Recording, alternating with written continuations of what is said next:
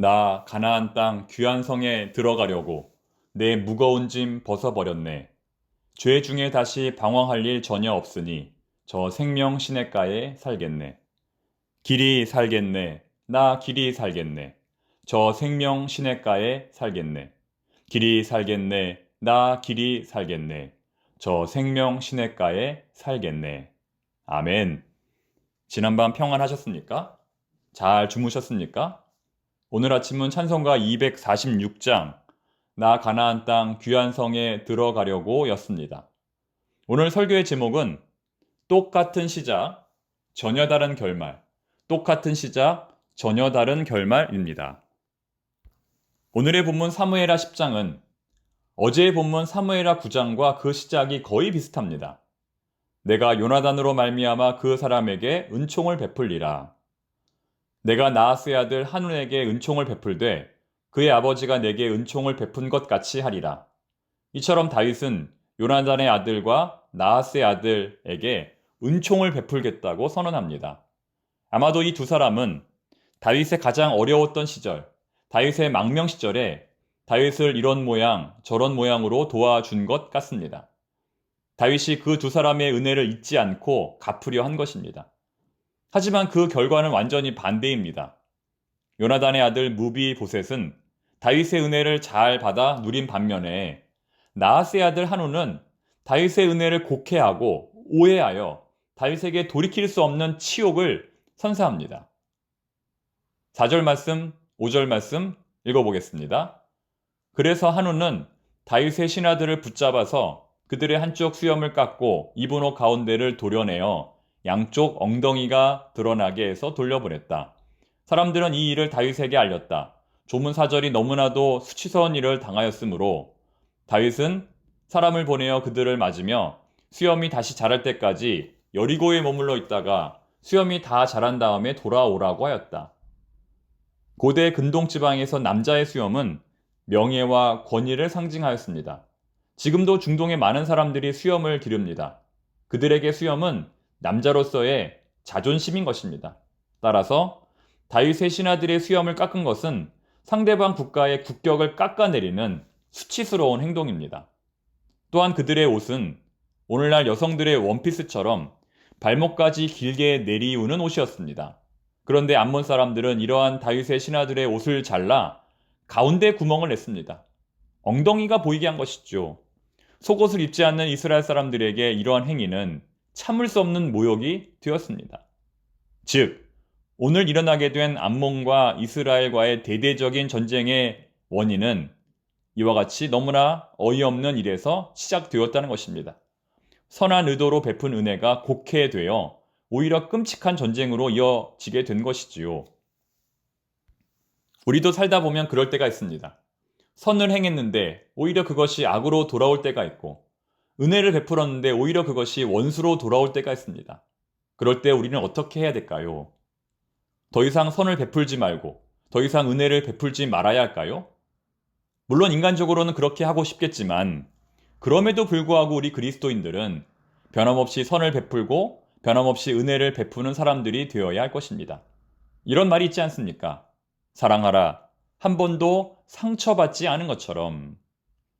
진정한 사랑은 한 번도 상처받지 않은 사랑이 아니라 오히려 수많은 상처 가운데서도 꿋꿋이 피어나는 사랑이라는 것입니다. 그게 성숙한 사랑이라는 것이죠.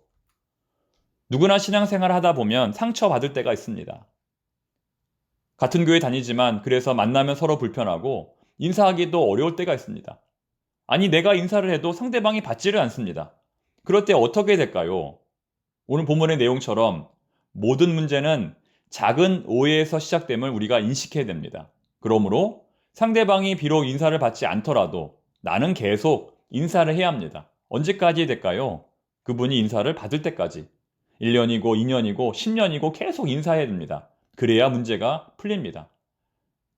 혹시 지금 우리의 마음을 불편하게 하고 우리에게 상처를 주는 사람이 있다면 기도하는 마음으로 인사하고 또 기회가 된다면 오해가 풀릴 수 있도록 노력해야 한다는 것입니다. 그것이 바로 하나님이 기뻐하시는 성숙하고 건강한 성도입니다. 다시 본문으로 돌아와서 뜻하지 않은 오해로 말미암아 일어난 암몬과 이스라엘과의 전쟁은 역대급 대규모의 전쟁으로 발전합니다. 본문 6절을 보시면 이때 모인 암몬의 군사들은 무려 3만 명이 넘습니다. 3만 명. 아람과 주변의 여러 나라들이 연합국을 결성한 것입니다. 이러한 사실을 전혀 모르는 이스라엘은 소수의 정예 부대만을 파견합니다. 이에 당황한 요압은 오직 하나님만을 의지하며 이런 고백을 합니다. 12절. 너는 담대하라. 우리가 우리 백성과 우리 하나님의 성읍들을 위하여 담대히 하자. 여호와께서 선히 여기시는 대로 행하시기를 원하노라 하고. 비록 소수였지만 이런 믿음의 용기를 가지고 전투에 나간 요압과는 달리 암몬과 그의 연합국은 비록 숫자는 많았지만 전쟁이 시작되려는 순간 모두 다 도망을 치고 맙니다. 요압과 그와 함께한 백성이 아람 사람을 대항하여 싸우려고 나아가니 그들이 그 앞에서 도망하고 암몬 자손은 아람 사람이 도망함을 보고 그들도 아비새 앞에서 도망하여 성읍으로 들어간지라. 요압이 암몬 자손을 떠나 예루살렘으로 돌아가니라. 그리고 본문 15절부터 시작되는 요단 동쪽에서의 새로운 전쟁에서는 다윗이 직접 군대를 지휘합니다. 이번에는 이스라엘도 수적인 면에서 열세가 되지 않도록 나라의 온 군대를 총동원합니다. 다윗은 적장 하닷 에셀을 맞아 능숙하게 군대를 지휘하여 그 결과 아람의 군사 4만 명이 죽음을 당합니다. 앞서 3만 명의 군인들이 모였다고 했는데 이번에는 4만 명의 군인들이 죽음을 당한 것입니다. 이처럼 다윗이 지휘하는 이스라엘은 그 어느 나라도 넘볼 수 없는 명실상부 세계 최대 강대국이 되었습니다. 본문의 마지막 구절은 이렇게 말씀합니다. 하닷 에셀의 부하인 모든 왕은 자기들이 이스라엘에게 패한 것을 알고서 이스라엘과 화해한 뒤에 이스라엘을 섬겼다. 그 뒤로 시리아는 이스라엘이 두려워서 다시는 암몬 사람을 돕지 못하였다. 오늘의 본문은 여기까지입니다. 오늘의 본문은 군사, 경제, 정치 모든 분야에서 완벽한 지경에 이른 다윗의 모습으로 뭘 해도 안 되는 것이 없는 다윗의 모습으로 그야말로 이스라엘 역사상 전무후무한 태평성대의 나라를 이룬 다윗의 모습으로 내용이 마무리됩니다. 하지만 이러한 성공이 오히려 불안하게만 느껴지는 것은 저만의 기분 탓일까요? 왜 인간은 한번 성공하는 것도 너무나 어렵지만 그 성공을 유지하고 지속하는 것은 왜 더 어려운 것일까요? 사울의 실패, 삼손의 실패, 다윗의 실패와 같이 성공 후에 필연적으로 찾아오는 실패의 전철을 밟지 않기 위해 오늘 우리가 하나님 앞에서 가져야 할 바른 영적인 태도는 무엇이 있을까요? 한번 곰곰이 생각해 볼 수 있기를 바랍니다. 기도하겠습니다. 하나님 아버지, 다윗은 뜻하지 않은 오해로 말미암아 전쟁을 겪었지만 그럼에도 불구하고 패하지 않고 승리했습니다. 뭘 해도 다 잘 되었습니다.